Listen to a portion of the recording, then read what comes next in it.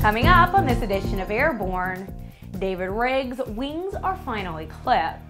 A Texas jury finds defects in a Eurocopter accident, and questions still surround a downed Raptor.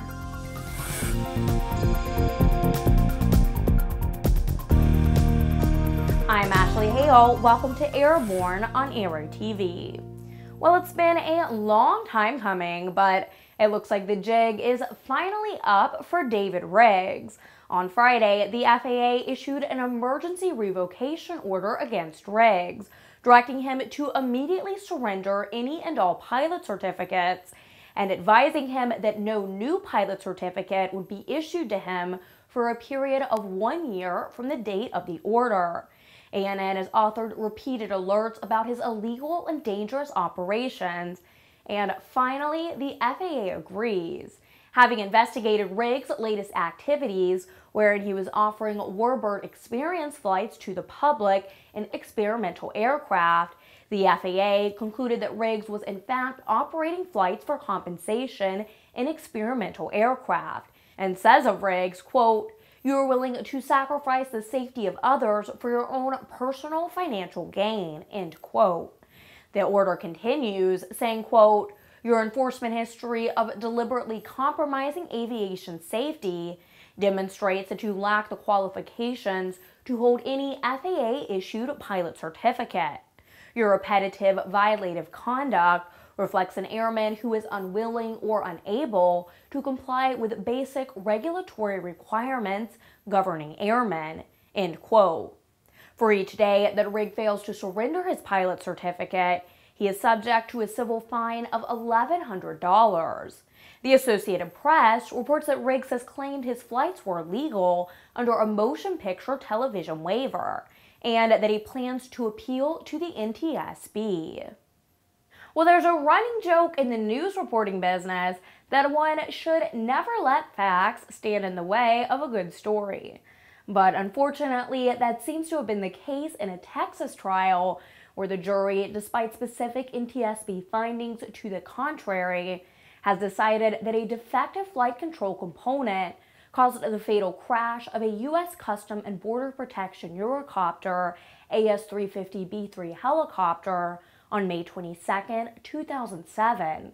The case was brought against Eurocopter in Goodrich by the widow of the pilot killed in the accident. According to a press release, her attorneys, Dallas area aviation attorney John Kettles and El Paso attorney Enrique Moreno, asserted that a manufacturing defect in a flight control servo made the aircraft uncontrollable and caused the crash during a routine border security mission. Defendant Eurocopter in Goodrich contended that the accident was caused by the pilot entering vortex ring state, the same as the NTSB, which found the probable cause for the accident to have been the pilot's encounter with a vortex ring state and his inability to maintain control of the helicopter. The NTSB report states, "A fully developed vortex ring state is characterized by an unstable condition where the helicopter experiences uncommanded pitch and roll oscillations, has little or no cyclic authority, and achieves a descent rate which, if allowed to develop, may approach 6,000 feet per minute." But the Texas jury, in finding for the plaintiff, seemed to think they knew better, despite the considerable technical and investigative expertise of the NTSB. Was it hypoxia or something else? The investigation continues, but details of last Thursday's crash of an F-22 Raptor still remain sketchy. The plane attached to Tyndall Air Force Base in Florida went down late Thursday, causing a fire that closed a highway for about 2 hours. The pilot was able to eject safely, and no one on the ground was hurt. Reuters reports the fire was quickly extinguished. The Raptor was flying a training mission when the accident occurred. There has not yet been any indication of the cause of the accident. It is not known if there is any connection with the long-running supplemental oxygen system issues that have grounded the airplanes on multiple occasions through its service life.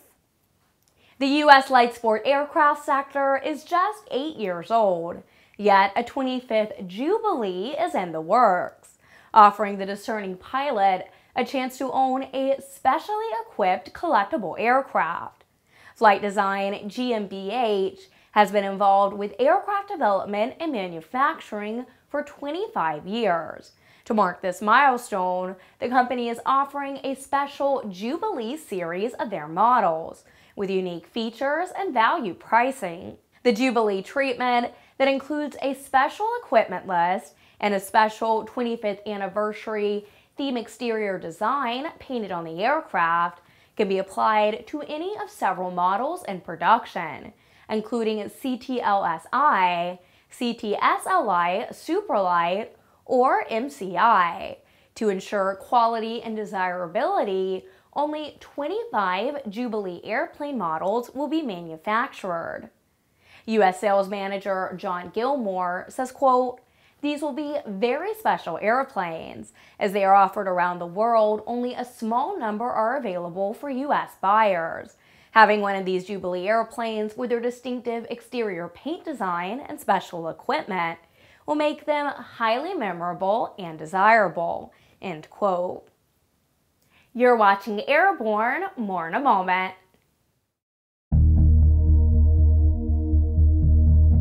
Since the early days of powered flight, pilots have struggled with landing in crosswinds and learning proper crosswind landing techniques. Even today, most crosswind landing skills are learned through trial and error, sometimes with disastrous results.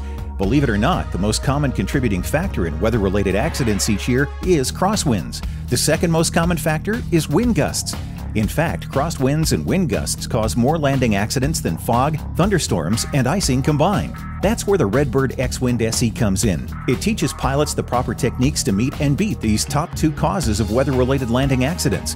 By placing pilots in gusty crosswind conditions for extended periods of time, the X-Wind SE gives instructors all the time they need to teach the pilot the proper techniques for landing in challenging crosswind conditions. For more information on Redbird flight simulations, the Redbird X-Wind SE, and Redbird's entire line of flight training devices, visit www.redbirdflightsimulations.com. Welcome back. If you'd like to suggest a story for Airborne, Aero-TV, our website, or our podcast, simply drop us an email to news-spy@aero-news.net. The deadline is nearing for those seeking project funding support in the form of a grant from the Wolf Aviation Fund. Each year, the Wolf Aviation Fund provides grants for a number of individuals and organizations doing great work in general aviation. To date, more than 330 awards have been given, providing worthy applicants the funding and recognition that is so vital for folks working on new ideas. Applications must meet certain criteria and fit into the fund's 7 major program areas, which are developing public policy and airports, networking and mutual support, development and alternative resources, communications, media and community relations, general aviation technology, safety and noise, improving public understanding and perception, and aviation and space education. This year's deadline for applications is December 15th. For more information, simply log on to www.wolf-aviation.org. Boeing reached a major milestone this week in the development of its re-engined workhorse airliner, the 737. Tom Patton explains. Boeing has finished defining in broad terms its newest single-aisle airplane, the 737 MAX, recently completing a major milestone in development known as firm concept. Fuel use reduction changes include new LEAP-1B engines from CFM International, a redesigned tail cone, and advanced technology winglets. Other changes allow those fuel-saving features to be integrated into the overall airplane design. Boeing also decided to incorporate limited systems changes into the airplane.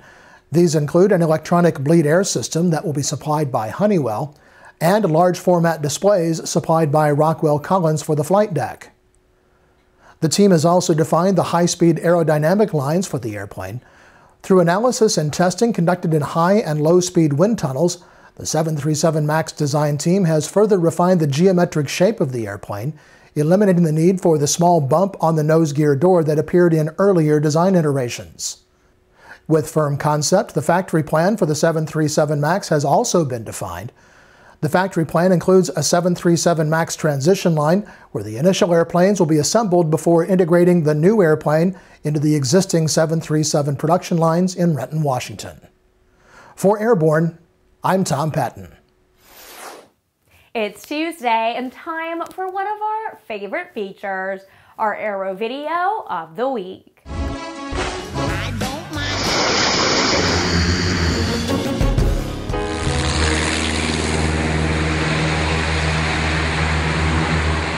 This week's video has all the earmarks of one of those hold my beer and watch this moment, or more aptly subtitled, professional in a closed course, do not try this at home, as professional bush pilot Greg Miller takes you out of and back into his home strip, all 300 feet of it. The 5-minute video can be found by searching YouTube for Big Rocks and Long Props, Idaho Backcountry. Finally, today on Airborne, taking pilot input to heart, Jeppesen has introduced its mobile flight deck version 2.0 for iPad, including the recently introduced iPad 4th generation and iPad mini. Jeppesen Mobile Flight Deck 2.0 provides pilots with text and graphical weather services, including display of echo tops for North America and global lightning, winds aloft, turbulence, icing, METARs, and TAF data. The aviation industry's first night theme display and the ability to highlight terminal charts with just the slide of a finger are now included with the Jeppesen Mobile Flight Deck. Overall, the new version of Jeppesen Mobile Flight Deck features an enhanced design and provides additional functionality based on actual workflow and processes in the cockpit. In addition, flexible pricing options for 4 US-based JetView data subscriptions are now available, based on 2 or 4 device installs. By choosing 2 installs rather than the standard 4, customers will receive an approximate 35% savings. A JetView data subscription is necessary to use Jeppesen Mobile Flight Deck on iPad. Get comprehensive, real-time, 24/7 coverage of the latest aviation and aerospace stories anytime at aero-news.net. And join us again next week after the holidays for another edition of Airborne. There will be no Friday edition of Airborne due to the fact that the entire ANN crew will be dealing with the effects of turkey withdrawal. I am Ashley Hale. Thanks for watching.